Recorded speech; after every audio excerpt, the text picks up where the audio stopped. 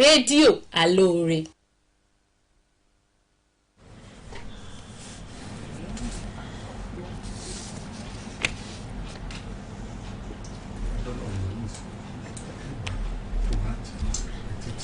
gẹ́rẹ́ láago 4 lù láti rédíò Aloore tó kalẹ̀ sí yàrá ìgbóhùnsáfẹ́fẹ́ ti GSM iléeṣẹ́ ètò ìròyìn àṣà àti ìrìnàjò afẹ́ ní sẹkítẹ́rìàtì nílùú Ìbàdàn. ìròyìn àgbáyé la mú wá fún yín, ṣáájú ẹ̀gbọ́n kókó tó wà nínú ìròyìn náà. ìjọba ìpínlẹ̀ Ọ̀yọ́ gba àwọn ọ̀dọ́ níyànjú láti máa lépa àlàáfíà nígbà gbogbo. kọmíṣánná fún ètò ìròyìn rọ àwọn ọ̀dọ́ láti máa lójú òpó ayélujára fún àgbéga àlàáfíà. bákan náà kọmíṣánná fún iṣẹ́ òde ṣàlàyé pé inú gómìnà Mákindé ń dùn sí àwọn àkànṣe iṣẹ́ tó ń lọ lọ́wọ́ nípínlẹ̀ Ọ̀yọ́. lórílẹ̀‐èdè Nàìjíríà yóò tẹ́wọ́ gba oògùn adènà kòrónà tí ó tó mílíọ̀nù 4 níye lọ́jọ́ ìṣẹ́gun. nílẹ̀ òkèèrè olùdíje alátakò lórílẹ̀‐èdè Chad ti juwọ́lẹ̀ kúrò nínú ìdíje sípò ààrẹ orílẹ̀‐èdè náà. wàyí o ẹ gbọ́ ìròyìn náà lẹ́kùnrẹ́rẹ́. orúkọ tèmi ni Adéọlá Adéwọlé. kọmíṣánná fún iṣẹ́ òde àti ìgbòkègbodò ọkọ̀ ní ìpínlẹ̀ Ọ̀yọ́ ọ̀jọ̀gbọ́n Dáúdù Ṣàngódé yìí ti ṣe lálàyé pé inú gómìnà Ṣèyí Mákindé àti àwọn ọmọ ìgbìmọ̀ aláṣẹ ní ìpínlẹ̀ yìí ń dùn pẹ̀lú bí ọwọ́ iṣẹ́ ṣe yá sí lórí àwọn àkànṣe iṣẹ́ tó lọ lọ́wọ́ jákèjádò ìpínlẹ̀ Ọ̀yọ́.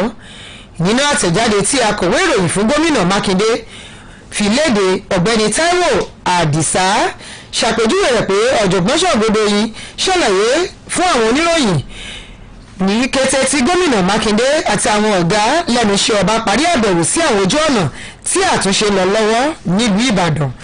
ọ̀jọ̀gbọ́n Ṣàngódé yìí wòye pé àkànṣe iṣẹ́ ọ̀hún tí ìṣèjọba gómìnà Mákindé gùn lé dá lórí ètò ọrọ̀ ajé bí ó ṣe rú gọ́gọ́ sí nípínlẹ̀ Ọ̀yọ́, pẹ̀lú àfikún pé ọ̀pọ̀lọpọ̀ àwọn iṣẹ́ náà ni yóò di ṣíṣí nínú ọdún tí a wà yìí. bákan náà àwọn ọ̀dọ́ ìpínlẹ̀ Ọ̀yọ́ ni wọ́n ti rọ̀ láti lo àǹfààní ojú òpó ayélujára fún àgbéga ìṣọ̀kan lórílẹ̀‐èdè yìí. kọmíṣánná fún ètò ìròyìn àṣà àti ìrìnàjò afẹ́ ní ìpínlẹ̀ Ọ̀yọ́ ọ̀mọ̀wé Wàsíù Ọlátúbọ̀sún ló rọ àwọn ọ̀dọ́ láti máa ṣe àgbéga ìṣọ̀kan láàrin ara wọn, èyí tí yóò mú ìrètí wà fún àwọn tó kù díẹ̀ káàtó fún láwùjọ. ọ̀mọ̀wé Ọlátúbọ̀sún ló pe ìpè yìí níbi ayẹyẹ ìfàmì ẹ̀yẹ dánilọ́lá ti ojú òpó ayélujára ẹlẹ́ẹ̀kẹta irú rẹ̀ nípínlẹ̀ Ọ̀yọ́, èyí tó wáyé nílé ìgbafẹ́ kan nílùú Ọ̀yọ́. kọmíṣánná gbóríyìn fún agbátẹrù ètò ọ̀hún ọmọ ìyá Akúnmi Foundation fún gbígbé àmì ẹ̀yẹ ọ̀hún kalẹ̀ pẹ̀lú àfojúsùn ìdàgbàsókè ìpínlẹ̀ Ọ̀yọ́, èyí tí ó ti ń so èso rere ní báyìí. bákan náà kọmíṣánná fún ètò ìlera ní ìpínlẹ̀ Ọ̀yọ́ dókítà ìjọba ìpínlẹ̀ Ọ̀yọ́ ti rọ àwọn ọ̀dọ́ lórílẹ̀‐èdè Nàìjíríà láti máa gbà láfíà láàyè ní gbogbo ibi yòówù tí wọ́n bá ti bá ara wọn. kọmíṣánná fún ọ̀rọ̀ àwọn obìnrin ní ìpínlẹ̀ Ọ̀yọ́ Alhaja Fausat Sani ló pe ìpè ọ̀hún níbi ayẹyẹ ọjọ́ ìrònújinlẹ̀ lágbàáyé ti ọdún yìí, èyí tí ẹgbẹ́ tó rí sí ìdáàbòbò ẹ̀tọ́ àwọn obìnrin ẹ̀ka ti ìpínlẹ̀ Ọ̀yọ́ ṣàgbékalẹ̀ rẹ̀, èyí tó wáyé ní olú ilé iṣẹ́ wọn ní agbègbè Nírèké nílùú Ìbàdàn. nígbà tí ẹni tí ó jẹ́ ọ̀gá àgbà ní ẹ̀ka tí wọ́n ti ń rí sí ìgbáyégbádùn àwọn obìnrin nílé iṣẹ́ náà arábìnrin Rónkẹ́ Ìgẹ̀yìn gbẹnu sọ fún kọmíṣánná rọ àwọn ọ̀dọ́ láti yàgò fún ìwà ẹlẹ́yàmẹ̀yà àti àwọn mìíràn tó lè da omi àlàáfíà ìlú rú. bákan náà ni kọmíṣánná fún ètò ìlera ní ìpínlẹ̀ Ọ̀yọ́ dókítà Bashir Bello fi ìdùnnú rẹ̀ hàn sí ayẹyẹ náà tó máa ń wáyé lọ́dọọdún pẹ̀lú àjọṣepọ̀ tó máa ń wáyé nípasẹ̀ ayẹyẹ náà láàrin àwọn ọ̀dọ́. dókítà Bello wá rọ̀ wọ́n láti rí dájú pé wọ́n pa òfin tó dènà àrùn kòrónà mọ́ nígbà gbogbo àti níbi yòówù tí wọ́n bá ti bá ara wọn. ọ̀gá àgbà ẹgbẹ́ tó rí sí ìdáàbòbò ẹ̀tọ́ àwọn obìnrin ẹ̀ka ti ìpínlẹ̀ Ọ̀yọ́ dókítà Janet Olúfáyọ̀ gbóríyìn fún gómìnà Mákindé fún bí ó ṣe fòpin sí dídábẹ́ fún ọmọbìnrin àti ìfòpin sí ẹ̀mí òjò ìwé òjòní láàrin ọkùnrin àti obìnrin. ní báyìí ná ìpè ti lọ sọ́dọ̀ iléeṣẹ́ tó rí sí ọ̀rọ̀ epo bẹntiró lórílẹ̀‐èdè yìí ẹ̀ka ti ìpínlẹ̀ Ọ̀yọ́ láti bẹ̀rẹ̀ ní lọ káàkiri àwọn ilé epo wa gbogbo nípa fífìyà jẹ ilé epo yòówù tó bá kọ̀ láti ta epo bẹntiró fún lílo ará ìlú. kọmíṣánná fún ọ̀rọ̀ iṣẹ́ òde àti ìgbòkègbodò ọkọ̀ ní ìpínlẹ̀ Ọ̀yọ́ ọ̀jọ̀gbọ́n Dáúdù Ṣàngódé ló pe ìpè ọ̀hún nígbà tí ó kópa lórí ètò rédíò kan. ọ̀jọ̀gbọ́n Ṣàngódé yìí ṣe lálàyé pé ọ̀wọ́n epo bẹntiró tó bẹ́ sílẹ̀ láàyè àná jẹ́ iṣẹ́ ọwọ́ àwọn ènìyàn kan nítorí pé kò sí ìdí kankan tí àwọn ilé epo kò ṣe ní ta epo fún àwọn ará ìlú. Ọ̀pọ̀lọpọ̀ àwọn ilé epo bẹntiró ni wọ́n ti kọ̀ láti ta epo fún àwọn onímọ́tò tí èrò rẹpẹtẹ sì pọ̀ ní ojú pópó wa káàkiri. Èyí sì tún wá fa ọ̀jọ̀gbọ́n ṣògbóró yìí wá rọ àjọ náà láti tètè gbé ìgbésẹ̀ kíákíá lórí àwọn ilé epo bẹntiró tí wọ́n kọ̀ jálẹ̀ láti ta epo ọ̀hún kí ìnira tí àwọn ènìyàn kojú kó ba lè lọ.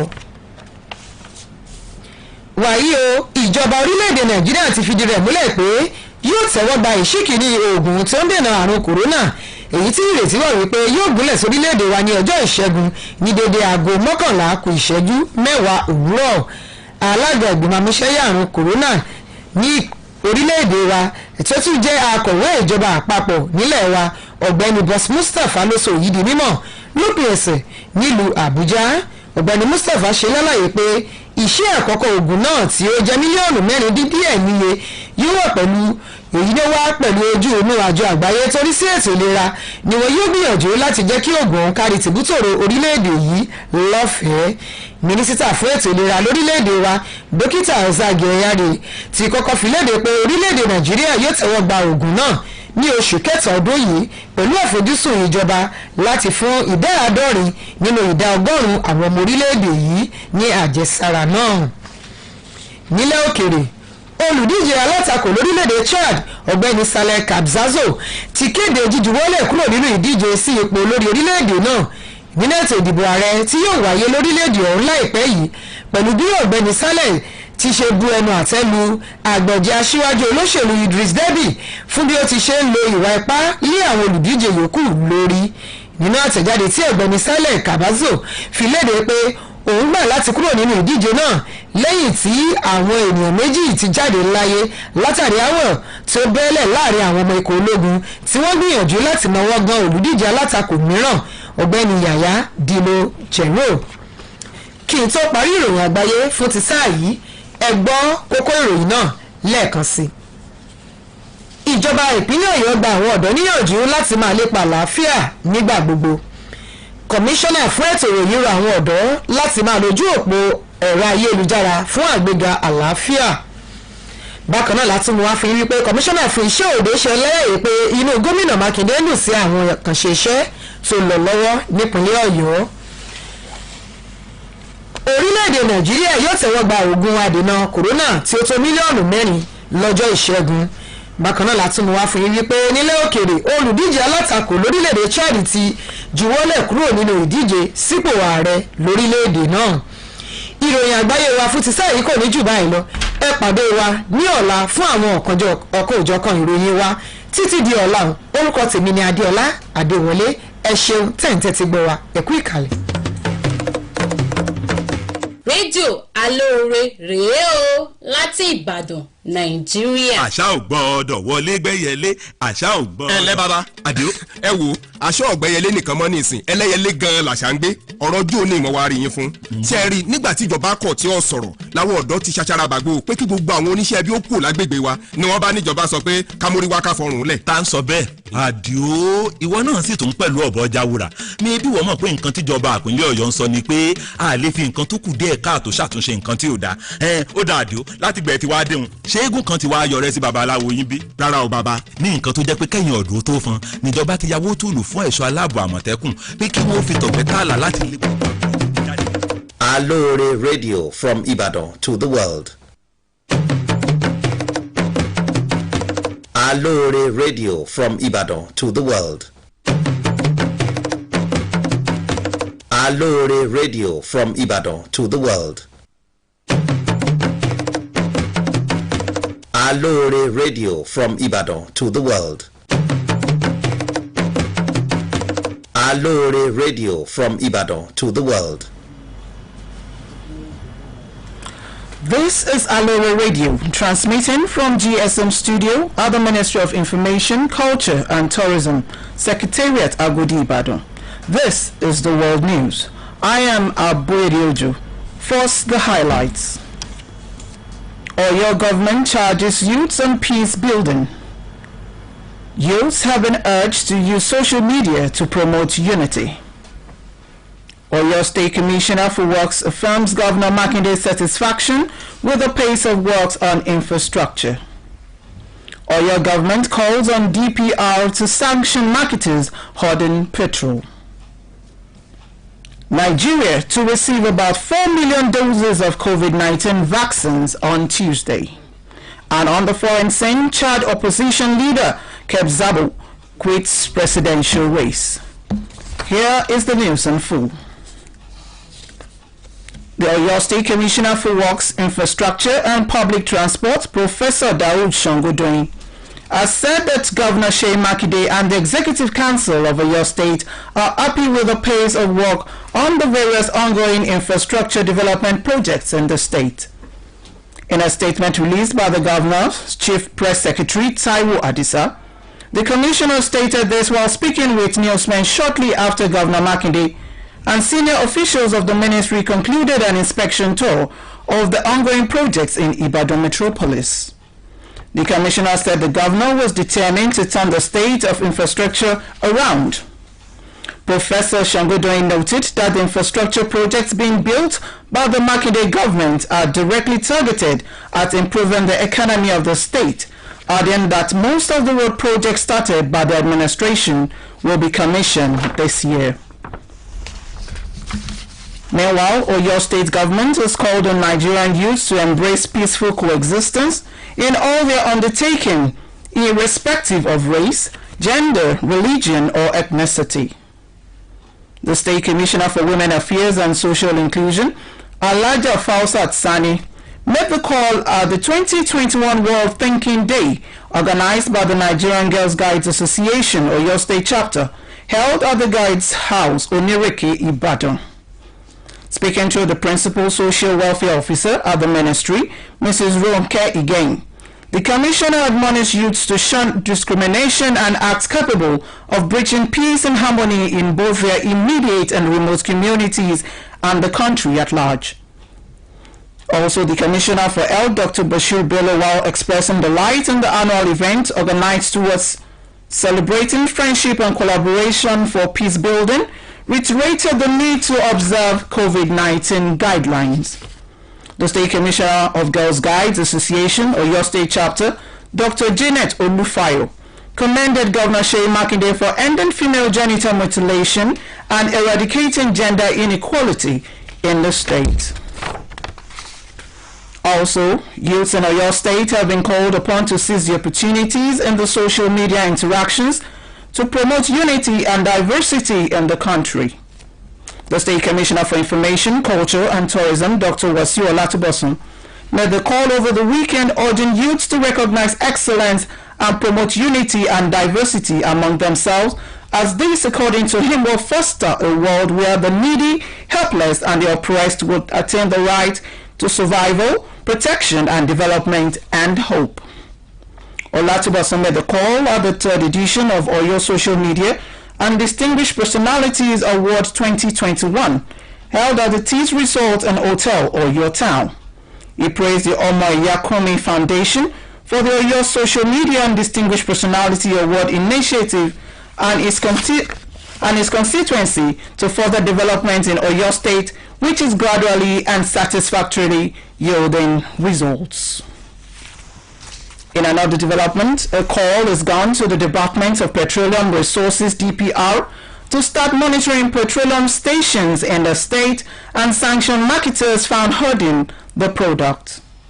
The State Commissioner for Public Works and Transport, Professor Daoud Shongodoyin, made the call on Monday while featuring on a radio program on Fresh FM 105.9 Ibadan. Shongodoyin said the scarcity of fuel that started on Sunday was no reason for most of the marketers not to sell to the people. Most fuel stations in Ibadan were not selling fuel to motorists, while those selling experienced long queues, which also contributed to traffic gridlock in some parts of the metropolis. The Commissioner said the government is doing all it can to make life easy for the people of Oyo State, and this is reflected in the number of infrastructural projects around the state. Therefore, people creating artificial scarcity of fuel for monetary reason is wrong and inhuman. Professor Kehinde Shangodeyin said the Department of Petroleum Resources should, as a matter of urgency, swing into action and arrest the situation so as to bring those marketers sabotaging government by adding products to bulk. In another vein, federal government has confirmed that it will receive the first tranche of the COVID-19 vaccine, which is scheduled to arrive in Nigeria on Tuesday by 11 a.m. Chairman of the Presidential Task Force on COVID-19 and Secretary to the Government of the Federation, Boss Mustafa, disclosed this over the weekend in Abuja. Mustafa explained that the first shipment of 3.924 million doses of COVID-19 vaccines would come from COVAX, a World Health Organization-backed initiative set up to procure and ensure equitable distribution of vaccines for free among countries across the globe.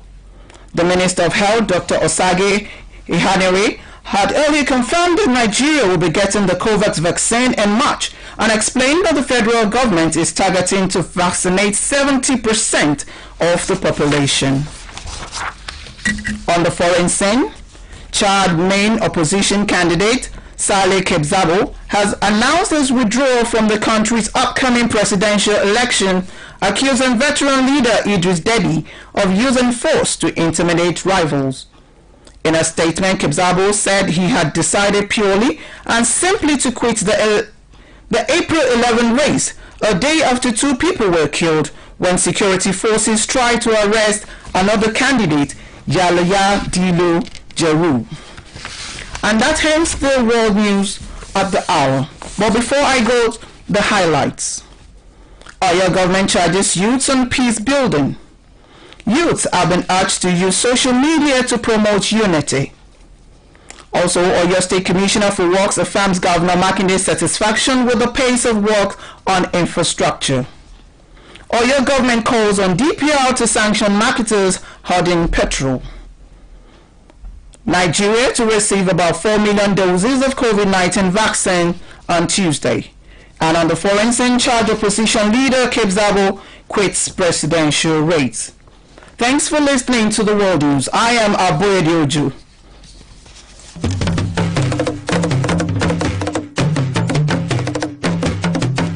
You are listening to Aloore Radio, Ibadan, Nigeria. Nìkọ́lọ́ fi wọn bẹ́ẹ̀ ló ṣètò ọlọ́pàá scrodom ibi fáàbò gbogbo wa nípìnlẹ̀ Ọ̀yọ́ náà ni ṣèjọba tó wáá ṣèyún ní òwà rẹ̀ nìràn lẹ́rù ni ó tó mọ́ ọkọ̀ fẹ́ bí. ọ̀rọ̀ yín yé mi bàbá àmọ́ ọ̀tọ̀ ní táwọn èèyàn mọ̀ wíìkì. àwọn ará bíi ti tòṣèlú bọ̀ ọ́nù nígbà àtàkùté wọn mẹ́tẹ̀ẹ̀ta òré ó rí wọn lórí ẹ̀rọ ayélujára táwọn ti ròyìn òfegè ní ibi láti sọ̀jọba gómìnà Ṣèyí Mákindé ní súná bú ni. bàbá kí là á wàá ṣe ṣé ẹ mọ̀ pọ́nrọ̀ sọkúsọ bíi náà nú ẹ̀rùn ni. ẹ̀yin ọ̀dọ́ tẹ́ ẹ nífẹ̀ẹ́ ìpínlẹ̀ Ọ̀yọ́ dénú náà ni kẹ́ ẹ sọ fún gbogbo òlù pé orí ìpinnu àṣà ò gbọ́dọ̀ wọlé gbẹ́yẹlé ní ìjọba ìpínlẹ̀ Ọ̀yọ́ dúró lé. ó ti yé mi bàbá mo sì ń lọ rèé fọ rere rẹ̀ náà nu. iléeṣẹ́ ètò òròyìn àṣà ohun ìrìn àjò afẹ́ tìpínlẹ̀ Ọ̀yọ́ ló ń kéde. This is Aloore Radio transmitting from Ibadan.